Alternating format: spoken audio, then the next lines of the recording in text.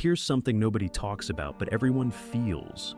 You scroll through social media and you see other people living these incredible lives. And there's this twinge, this uncomfortable feeling you don't want to admit. Envy. Not the toxic kind where you wish others would fail, but that deeper recognition that someone else has something you desperately want. Maybe it's their confidence, their freedom, the way they seem to live unapologetically, the way their life looks like art while yours feels like a rough draft you keep meaning to revise. Friedrich Nietzsche understood something about envy that most philosophers completely miss. Envy isn't just a negative emotion to overcome. It's actually information. It's your soul telling you what you're capable of becoming. And here's the twist that changes everything. Nietzsche wasn't interested in helping you cope with being mediocre. He wanted to show you how to become the person that others envy. Not through superficial success or social media fakery, but through creating a life so authentic, so powerful, so fully realized that people can't help but look at you and think, I want what they have. Now, before you think this is going to be another hustle culture sermon about becoming the best version of yourself through morning routines and productivity hacks, let me stop you. Nietzsche's philosophy is far stranger and far more radical than that. Because the life worth envying isn't the one that looks good from the outside. It's the one that feels magnificent from the inside. And those two things are rarely the same. Most people build their lives like they're constructing a monument for others to admire. They choose careers that sound impressive at dinner parties. They pursue achievements that look good on paper. They optimize their image while their soul slowly starves. And yes, other people might envy the surface. But here's what Nietzsche saw. The people living like this are actually the most envious of all, because deep down, they know they're performing a role rather than living a life. Think about the last time you truly envied someone. I mean really envied them, not just wished you had their car or their house. What were you actually envying? Chances are, it wasn't their possessions. It was something intangible.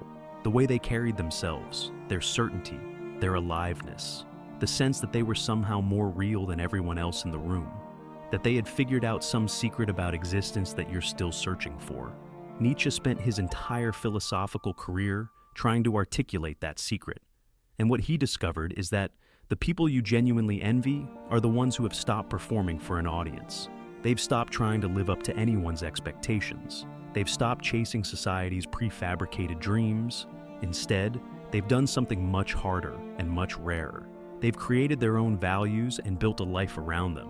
This is where things get uncomfortable, because creating your own values means admitting that almost everything you were taught about what makes a good life might be completely wrong. Not wrong for everyone, but wrong for you. And this realization is terrifying because it means you can't blame anyone else if your life isn't working. You can't say your parents wanted you to be a doctor, or your culture expected you to settle down, or society pressured you to conform.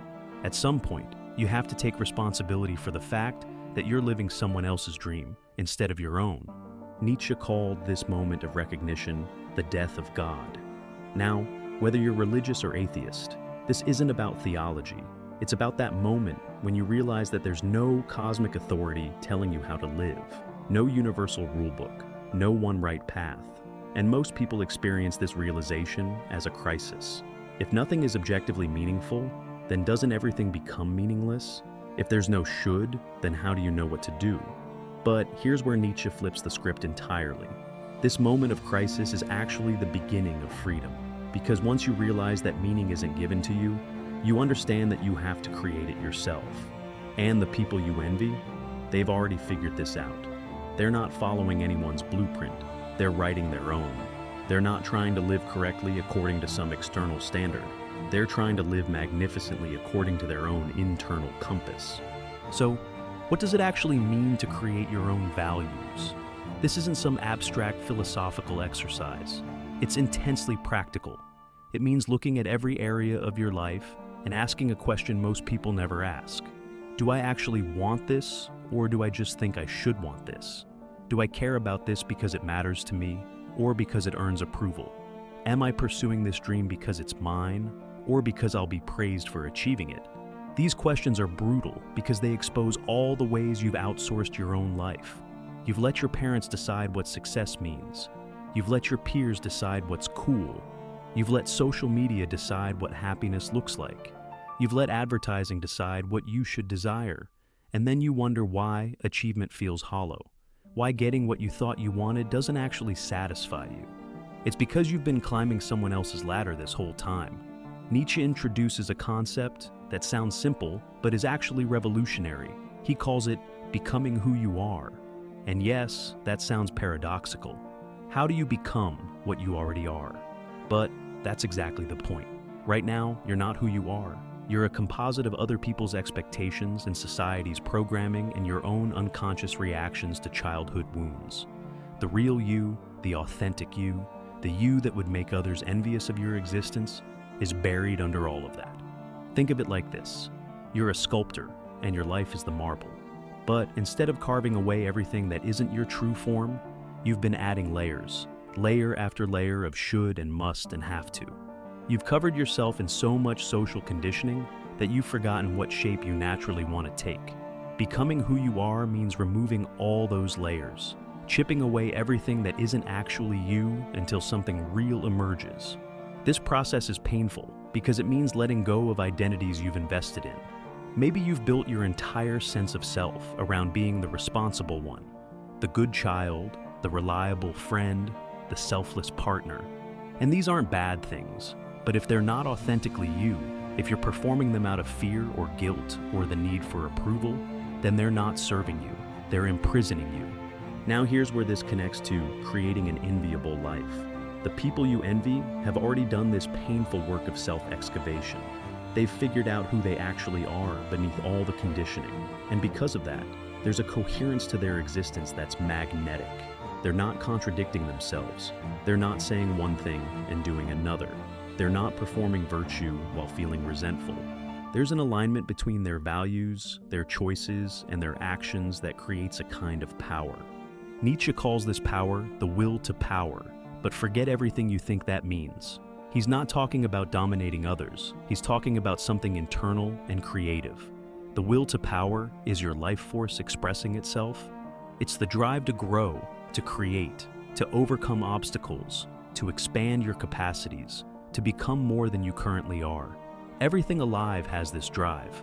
A seed doesn't just want to survive. It wants to become a tree. You're the same way, except you've been taught to suppress this drive in the name of humility or contentment or realism. But suppressing your will to power doesn't make you more moral. It makes you resentful. It makes you secretly bitter about everyone who didn't suppress theirs. And this is where envy becomes toxic. When you're not expressing your own will to power, when you're not growing and creating and becoming more, you start to resent everyone who is.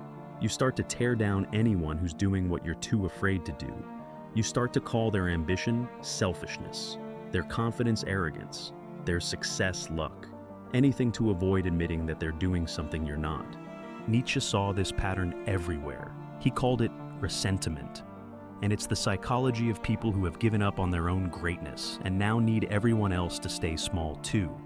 These are the people who say they don't care about success while secretly tracking everyone else's failures, who say they're above competition while quietly keeping score, who preach humility while seething with envy.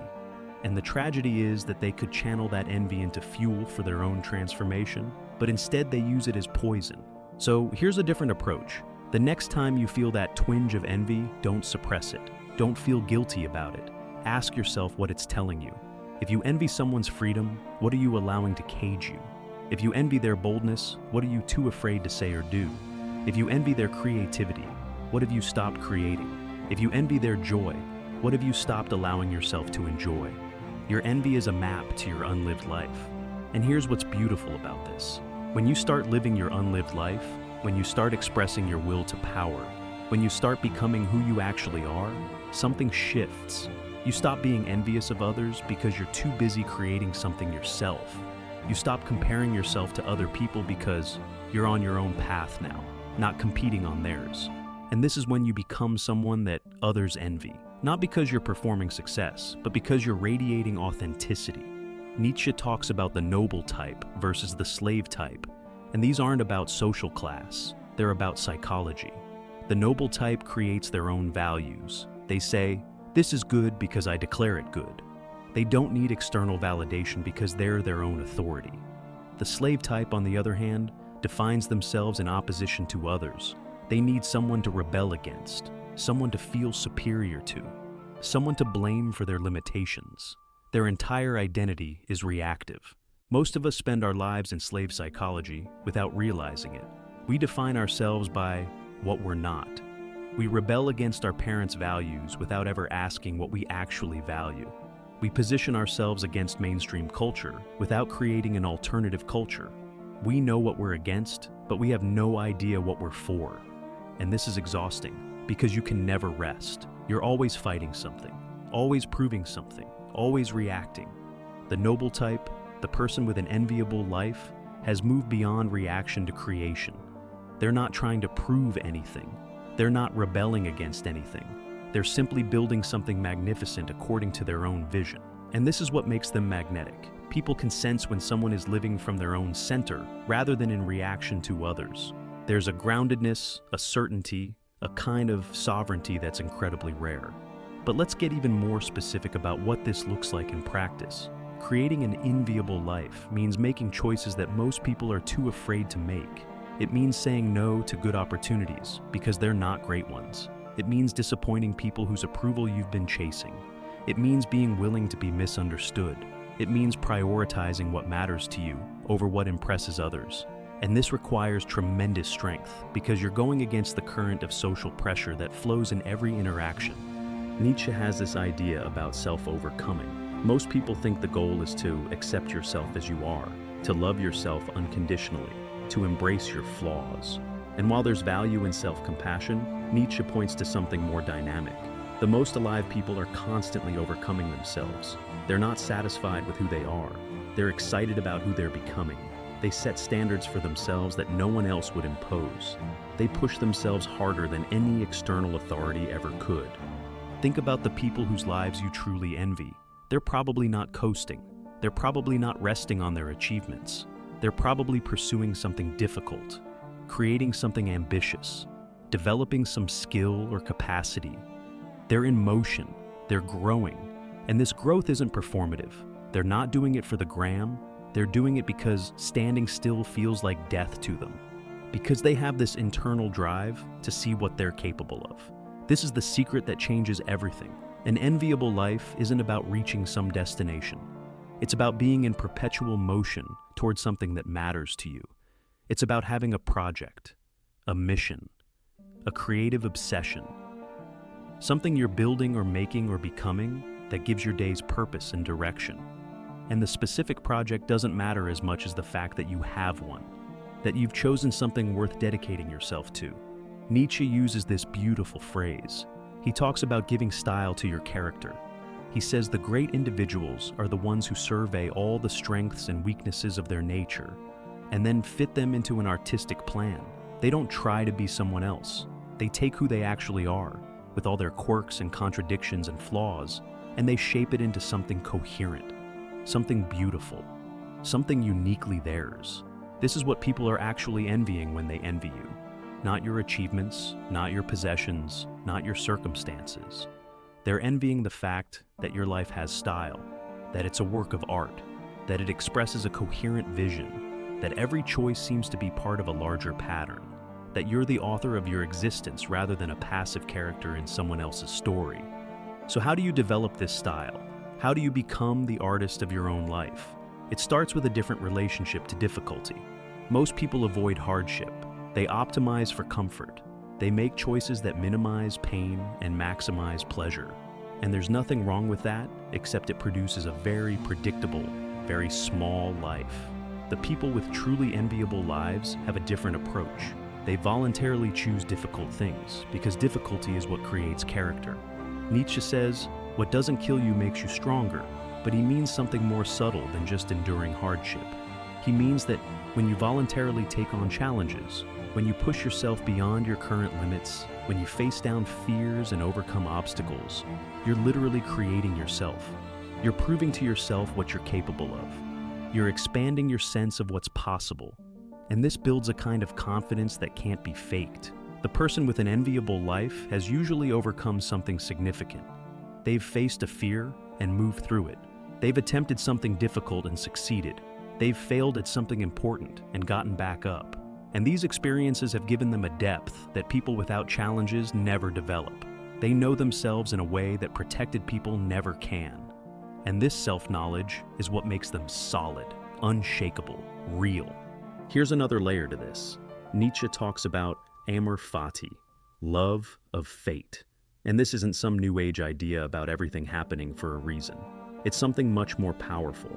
It's looking at everything that's happened in your life, including the terrible things, including the failures and humiliations and losses, and saying, I wouldn't change any of it.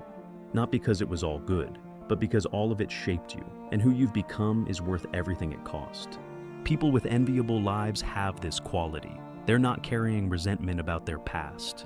They're not victims of their circumstances. They've integrated everything that happened to them into their story in a way that strengthens rather than diminishes them. Every wound became wisdom. Every failure became fuel. Every loss became depth. They've alchemized their pain into power, and you can see it in how they move through the world. So let's talk about what this means for your relationships. Because one of the things that makes a life enviable is the quality of connections someone has. And Nietzsche has a counterintuitive insight here. The best relationships aren't the most comfortable ones. They're the ones that challenge you to grow.